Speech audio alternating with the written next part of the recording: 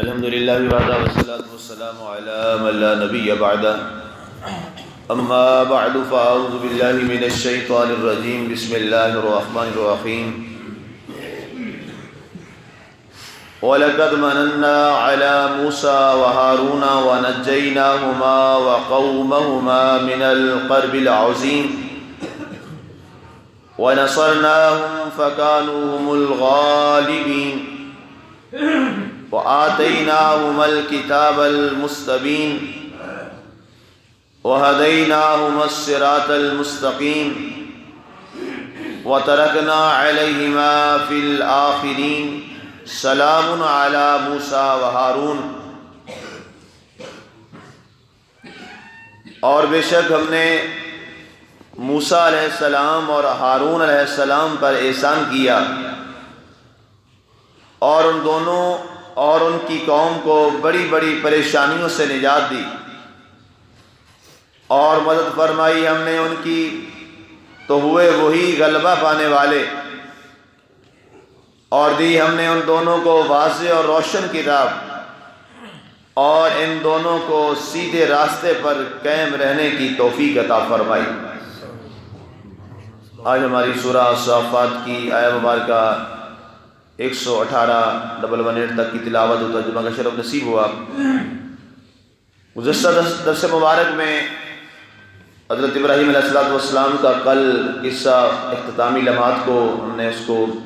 رکوع تک مکمل کیا۔ آج نیا رکوع اور نئی دو عظیم ہستیوں کا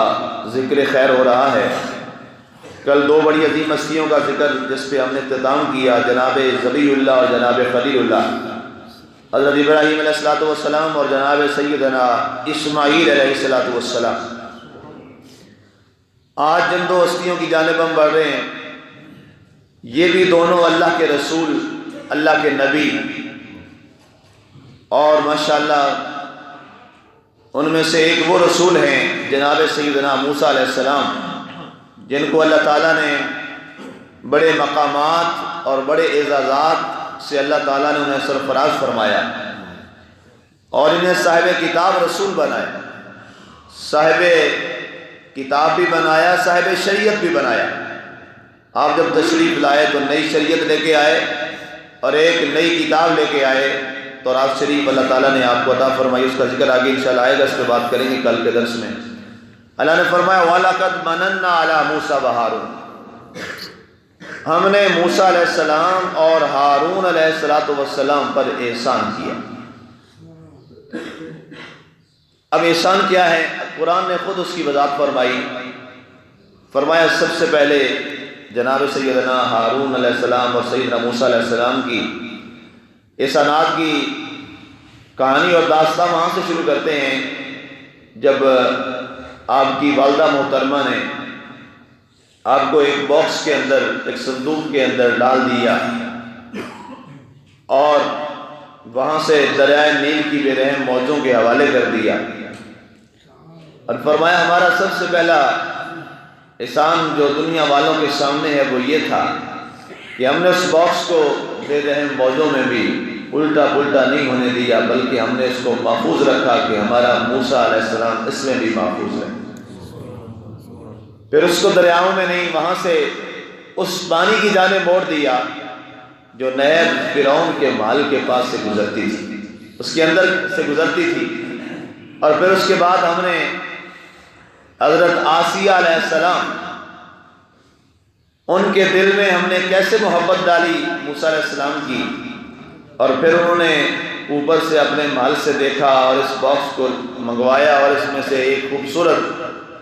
فرشتوں سے بھی زیادہ، جب انہوں نے تو فرشتہ صفت کا زیادہ روشن اور بانور چہرہ انور ان کے سامنے تھا، انہوں نے کہا کیوں نہ ہمارے ہاں اولاد نہیں ہے تو ہم اس کو اپنا بیٹا ہی بنا لیں۔ پھر ان کے دل میں یہ محبت ڈالنا، اور پھر فرعون کا آنا اور یہ کہنا کہ میں تو لڑکے مروا دیتا ہوں، جو لڑکا پیدا ہوتا ہے اسے میں قتل کر دیتا ہوں، کہ مجھے کاہنوں نے کہا ہے کہ تیری ریاست میں ایک لڑکا پیدا ہوگا جو تیری ریاست کو ختم کر دے گا، اور اے آسیہ تو نے میرے گھر میں ایک لڑکا پال رکھا ہے۔ اور مجھے لگتا ہے کہ یہ کہیں وہی لڑکا نہ ہو جس نے میرے تخت کو تاراج کرنا۔ وہ پورا واقعہ ہے، لیکن اللہ فرماتا ہے، مختصر کر رہا ہوں، کہ ہم نے اس موقع پر بھی اپنے موسیٰ علیہ السلام پہ احسان فرمایا، دشمنوں کے گھر میں پلوایا، دشمن کے گھر میں پلوایا، فرعون کے گھر میں پلوایا۔ اور پھر جب ایک دن قرآن نے اس کو فرمایا کہ جب آپ نے ایک دن فرعون کی داڑھی پکڑی، یہ عرب کا کلچر تھا، داڑھی وہ رکھتے تھے، تو اس نے جب داڑھی پکڑی فرعون کی تو فرعون نے فوراً آسیہ سے کہا کہ آسیہ، کہ یہ وہی لڑکا ہے جس نے آج میری داڑھی پکڑی ہے، لگتا ہے کہ یہ وہی لڑکا ہے۔ تو اللہ تعالیٰ نے وہاں بھی رہنمائی فرمائی، فرمایا ہم نے وہاں بھی احسان فرمایا، اور ہم نے آسیہ کے دل میں یہ بات ڈالی کہ نہیں، یہ بچہ ہے، اسے کیا معلوم، لے آؤ آگ لے آؤ، یہ تو آگ کو بھی اٹھا کے اپنے منہ میں ڈال لے گا، اس کا مطلب یہ ہے کہ یہ تو بچہ ہے، اسے کیا معلوم۔ اور ہم نے موسیٰ سے فرمایا کہ اے موسیٰ، اب آگ کو اٹھا کے منہ میں ڈال لینا، مگر نہ معاملہ بگڑ جائے گا۔ ایسا بھی کروایا گیا، ایسا ہوا، آپ کی زبان مبارک پہ وہ انگارہ رکھوایا گیا۔ تو اس کے بعد آسیہ نے کہا دیکھیں یہ بچہ اگر وہ ہوتا جس کی تم بات کر رہے ہو تو یہ کبھی انگارہ نہ اٹھاتا، اس بچے کا انگارہ اٹھا کے منہ میں ڈال لینا، یہ اس بات کی دلیل ہے کہ جس کا تمہیں شک ہو رہا ہے یہ وہ نہیں ہے۔ بچے ہوتے ہیں، ماں باپ کے ساتھ کھیلتے ہیں تو ایسا کر لیتے ہیں، اس لیے اس انداز میں نہیں پکڑا۔ تو بعد میں موسیٰ علیہ السلام سے پوچھا گیا، ایک روایت اسرائیلیات میں یہ ملتی ہے کہ موسیٰ علیہ السلام آپ ارشاد فرمائیے، اللہ تعالیٰ نے تو یہ بات فرما دی، لیکن آپ نے جو داڑھی پکڑی تھی وہ کس بنیاد پہ تھی؟ آپ نے فرمایا وہ داڑھی جو اس کی میں نے پکڑ کے اس کے جھنجھوڑا تھا، یہ بنیادی طور پہ میرا پہلا پیغام تھا اس کے لیے۔ سبحان اللہ، میرا یہ پہلا پیغام تھا فرعون کے لیے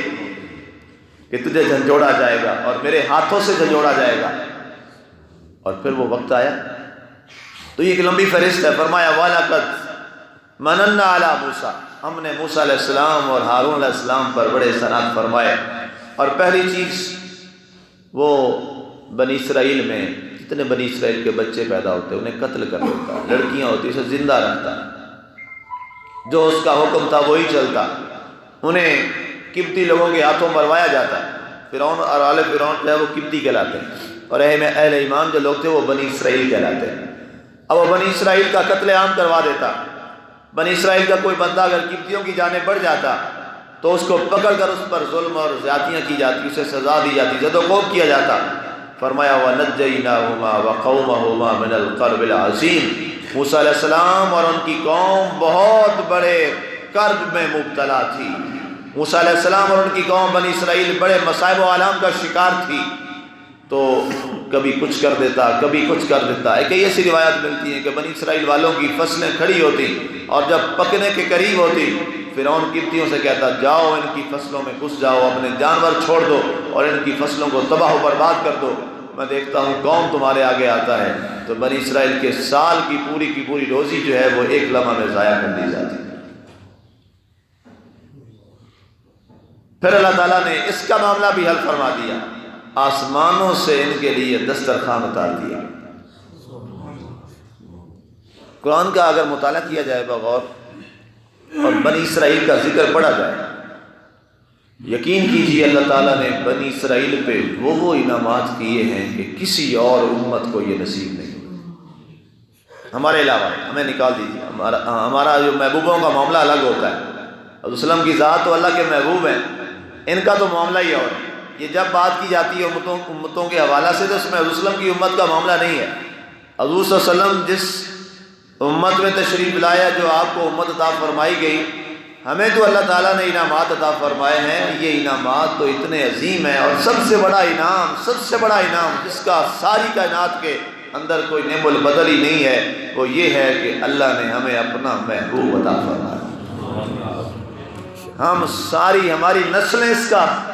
احسان کا بدلہ چکاتی رہیں۔ یہ وہ ایک احسان ہے، ہمیں روٹی بھی نہ ملے، کھانے کو نہ ملے، پینے کو کچھ نہ ملے، پہننے کو کچھ نہ ملے، کچھ اور نہ ملے۔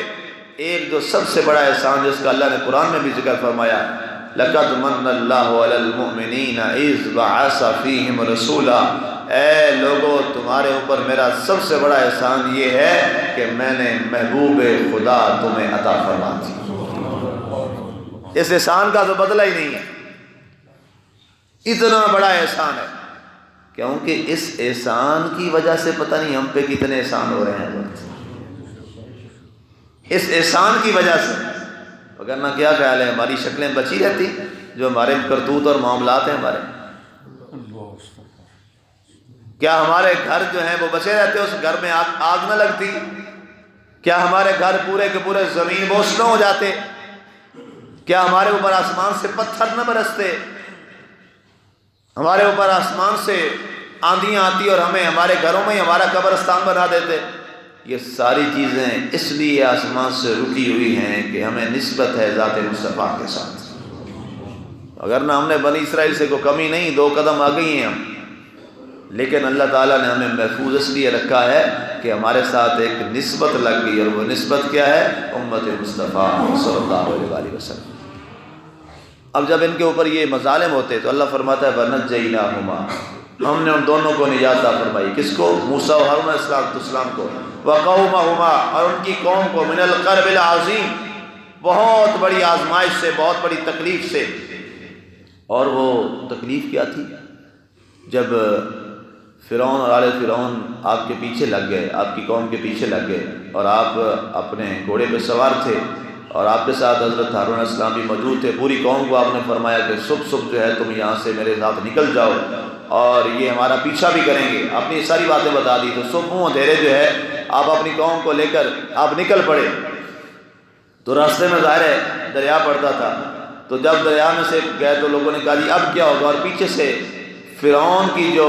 پوری قوم ہے اور اس کی فوج، اس کو پتہ لگ گیا ہے کہ بنی اسرائیل کے لوگ جو ہیں وہ نکل گئے ہیں صبح، تو وہ دوڑنا شروع کر دیے۔ فرعون نے بھی ساتھ سرنگا موسیٰ کو آج پکڑ کے چھوڑنا ہے ہم نے، اور پوری قوم کو آج تباہ کر دینا۔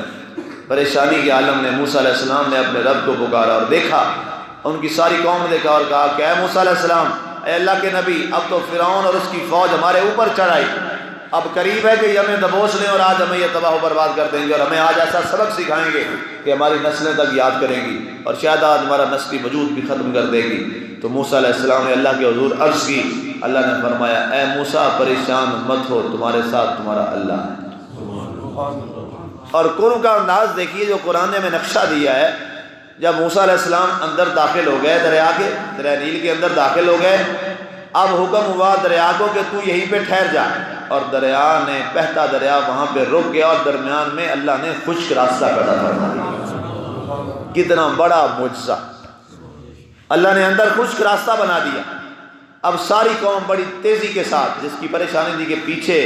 دشمن کی فوج، آگے دریا، اب کیا ہوگا؟ اللہ نے نظام قدرت ہی بدل دیا، دریا کو روک کر اندر خشک راستے پیدا فرما دیا۔ کتنا بڑا کرم اور عنایت۔ اب اندازہ کیجئے نا، جب بندہ دشمن میں پھنسا ہو، آگے دریا ہو اور پیچھے دشمن ہو، اس انسان پر اس وقت کیا کیفیت ہوتی ہے، اندازہ کیجئے کس کیفیت میں تھے۔ اللہ نے راستہ بنا دیا، اب انہوں نے دیکھا کہ راستہ ہے، وہ فوج بھی پیچھے اندر داخل ہو گئی۔ اب اللہ تعالیٰ کی عطائیں دیکھو اس قوم پر، اپنے موسیٰ علیہ السلام کی وجہ سے جب ان کا آخری بندہ وہاں سے نکل رہا تھا تو ان کا آخری بندہ دریا کے اندر داخل ہو چکا تھا، اس انداز میں لائی۔ اور جب وہ اس طرح آخری موسیٰ علیہ السلام کا بنی اسرائیل کا بندہ دریا سے باہر نکلا، اللہ نے فرمایا اے دریا تو اب چل پڑ۔ اب دریا چل پڑا، اور دریا کی بے رحم موجوں نے اس انداز سے ان پہ حملہ کیا کہ وہ ساری کی ساری، قرآن کیا فرماتا ہے وَأَغْرَقْنَا فِرْعَوْنَ وَآلَ فِرْعَوْنَ، ہم نے فرعون اور آل فرعون تمام کو وہیں غرق فرما دیا۔ فرمایا یہ ہمارا بہت بڑا ان پر احسان تھا۔ وَنَجَّيْنَاهُمَا وَقَوْمَهُمَا، ہم نے ان دونوں کو، یعنی موسیٰ علیہ السلام اور ہارون علیہ السلام، ان کو اور ان کی قوم کو ہم نے نجات عطا فرمائی من الکرب العظیم، بہت بڑی پریشانی سے، بہت بڑی پریشانی تھی یہ۔ وَنَصَرْنَاهُمْ فَكَانُوا هُمُ الْغَالِبِينَ، اور ہم نے ان کو فتح عطا فرمائی اور وہ غلبہ پانے والوں میں سے ہو گئے۔ وَآتَيْنَاهُمُ الْكِتَابَ الْمُسْتَبِينَ، اور ہم نے ان کو واضح اور روشن تورات کی صورت میں کتاب عطا فرمائی۔ اللہ نے نجات بھی عطا فرمائی، اللہ نے احسانات بھی فرمائے، اور سب سے بڑا احسان کیا ہے؟ اللہ نے انہیں اپنی کتاب، روشن کتاب عطا فرما دی، تورات شریف عطا فرما دی، اور دنیا پر آنے والی یہ پہلی عظیم کتاب تھی جو اللہ تعالیٰ نے موسیٰ علیہ السلام کو عطا فرمائی، تورات شریف، سب سے قدیمی کتاب اور سب سے قدیمی مذہب یہودیت ہے۔ یہودیت، اس وقت یہ لوگ بنی اسرائیل تھے، لیکن بعد میں انہوں نے اپنے ہی نبی کے دین کو، مذہب کو چھوڑ دیا، اور انہوں نے تورات میں تحریف شروع کر دی، تورات کا حلیہ ہی تبدیل کر دیا، اور اپنی مرضی سے اس کے اندر آیات داخل کرنا شروع کر دی، جیسے آج بائبل کے ساتھ ہوا ہے، انجیل مقدس کے ساتھ جیسا ہوا۔ اللہ کی پاک کتاب ہے، اللہ تعالیٰ کی برحق کتاب ہے، لیکن انہی کے لوگوں نے اس کے اندر تبدیلیاں پیدا کر دی۔ بہت سارا یہ غلط موضوع اور چیپٹر ہے، تو اللہ فرماتا ہے وَآتَيْنَاهُمَا الْكِتَابَ الْمُسْتَبِينَ، ہم نے انہیں ایک روشن کتاب اور واضح کتاب عطا فرمائی، وَهَدَيْنَاهُمَا الصِّرَاطَ الْمُسْتَقِيمَ، اور ان دونوں کو سیدھے راستے پر قائم رہنے کی ہم نے توفیق عطا فرمائی۔ اب ظاہر ہے یہ ترجمہ تو نہیں کر سکتے کہ اللہ نے ہم ان کو سیدھی راہ عطا فرمائی، ظاہر ہے نبی تو ہوتا ہی سیدھی راہ پہ، نبی تو ہوتا ہی صراط مستقیم پہ، نبی اگر صراط مستقیم پہ نہیں ہوگا تو امت کو صراط مستقیم کون دکھائے گا؟ تو اللہ فرماتا ہے کہ ہم نے ان دونوں کو جس راستے پر چلایا تھا، جس صراط مستقیم کی ہدایت دی تھی، ہم نے اس پر انہیں آخری لمحے تک قائم اور دائم رکھا۔ اللہ تعالیٰ کی ذات ہمیں عمل کی توفیق